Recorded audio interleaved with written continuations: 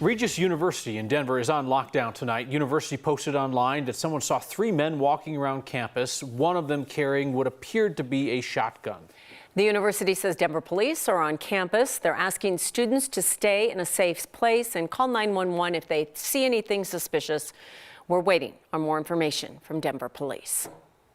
Today marked Denver's first new record of the week. 98 degrees today, new high, and we'll probably break a couple more weather records by the weekend.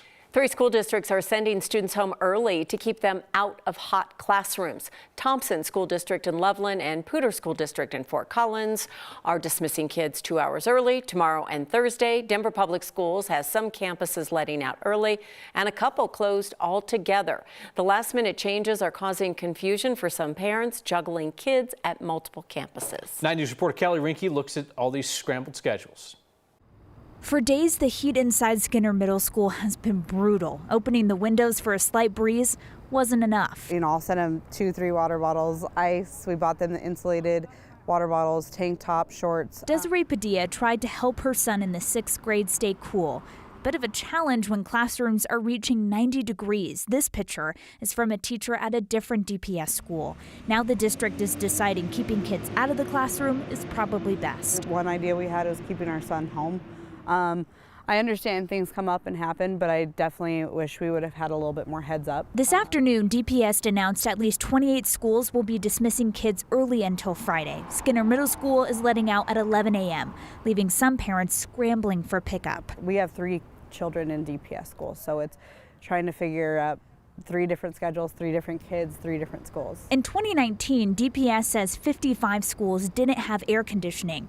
Denver voters approved a bond the following year that helps install AC in 24 of them.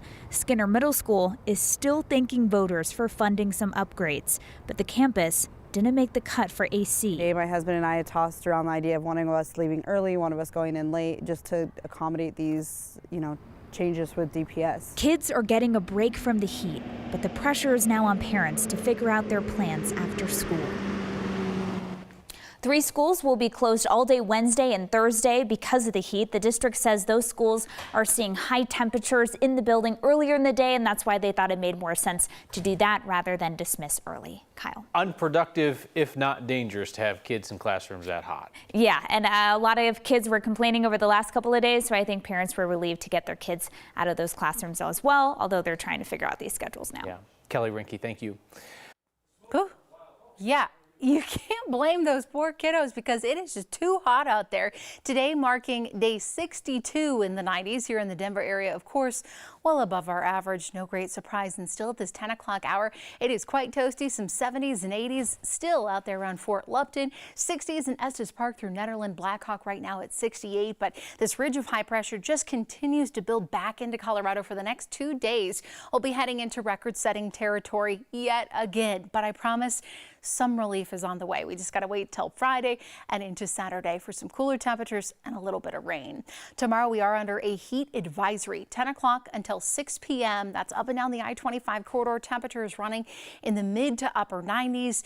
Just keep this in mind. Check on your neighbors, your family. Heat exhaustion, heat stroke is certainly real out there. And with this lingering heat, it could be causing us some problems out there.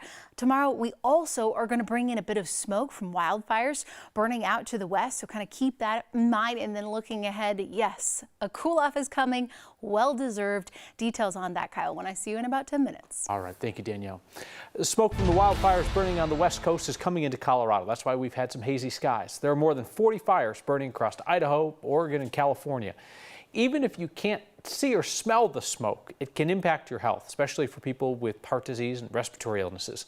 The state health department's most worried about northwestern Colorado smoke tomorrow. Boulder police are looking for a man they say broke into 3 homes in the University Hill neighborhood 3 nights in a row. Police say he stole people's cars and committed lewd sexual acts to the college-age women in those homes. 9 News reporter Luis De Leon is on CU Boulder's campus tonight. And Luis, both CUPD and Boulder police are stepping up their patrols to try and find this guy. Indeed they are, Kim, with the hopes to catch this guy quickly. We spent the good part of the afternoon talking to a lot of those people that live in that neighborhood up there who are understandably pretty shaken up tonight. Boulder police say the start of the school year could come with an uptick in crimes, but this spree over the holiday weekend, they say, is unusual. We don't see many crimes like this that involve a sexual offense where someone's going into an occupied home, especially 3 in a weekend. Stephen Redfern, deputy police chief of BPD, says one man broke into 3 homes within blocks of each other, one place per night, starting on Saturday. Surveillance cameras caught him walking up to one of the places. Police say once inside, he grabbed people's car keys and committed lewd sexual acts next to women who were asleep. We believe that this person is specifically entering these homes with the intent to commit sexual offenses, and that is extremely concerning. We talked to one woman who lives in one of the homes. She told us she and her roommates think the man came in through a window early Sunday morning before going to her roommate's bedroom. The roommate woke up with the man next to her.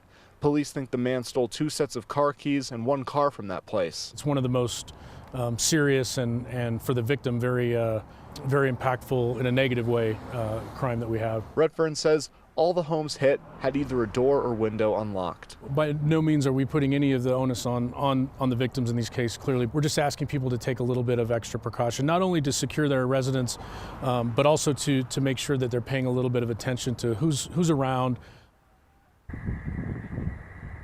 Boulder police are asking anyone, especially in that neighborhood with security camera footage, to go through it to see if they can get a better image of the suspect right now. Kim, the detectives also believe that there may be more victims in this particular case, so anyone with information is asked to call police. Yeah, that is so scary. That is a very popular area. Most of those homes don't have air conditioning, so you know why those windows are open. So scary stuff. Thanks, Luis. 5 young people were hurt in a rollover crash in Centennial. The driver involved was 16 years old. The crash happened around 2 this afternoon, South Piccadilly Street and East Crestline Drive. Arapahoe County Sheriff's investigators say most of the injuries were minor, but one person who wasn't wearing a seatbelt was seriously hurt. Deputies say they're looking into the driver's experience level and what all led to the crash. Prosecutors are dropping the charges against a nurse who gave anesthesia to a patient who died. Rex Miller turned himself in back in February. He was facing manslaughter charges for the death of 18-year-old Emmeline Nguyen. In August of 2019, Nguyen went to the office of Dr. Jeffrey Kim for a breast augmentation. Meeker gave her anesthesia. She went into cardiac arrest. She fell into a coma and died more than a year later.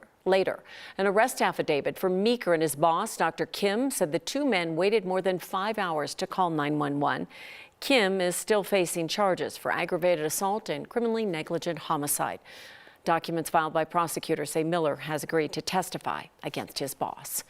After more than 3.5 days without reliable water in the Adams County Jail, the sheriff's office says taps are flowing again. A water main broke on Friday, limiting water to parts of the jail. The sheriff's office says nothing flooded, but there was limited supply coming to taps and toilets in the older part of the jail. Inmates could still use sinks and toilets, just not at the same time. The sheriff's office says about 1/3 of the jail's 900 inmates were impacted. The water main still isn't fixed, but today they got the jail connected to another water source for more consistent supply. They're working on permanent repairs to the water main. A judge has thrown out a lawsuit by Colorado's best-known election denier. She was fighting over a recount in her failed Secretary of State campaign. Republican Mesa County Clerk Tina Peters asked a judge to stop the recount that was already over. Peters lost the Republican Secretary of State primary by 88,000 votes. Yet she raised more than $250,000 from her supporters for a recount that showed she lost by 88,000 votes. Peters asked a judge to put the recount on hold because she questioned the methods being used, but she failed to get that request in until the recount was over. Today, the judge ruled that his jurisdiction ended when the recount did, tossed out the suit. The judge wrote that allowing a completed recount to be challenged would destabilize our elections, leave them open to challenges long after the results are finalized.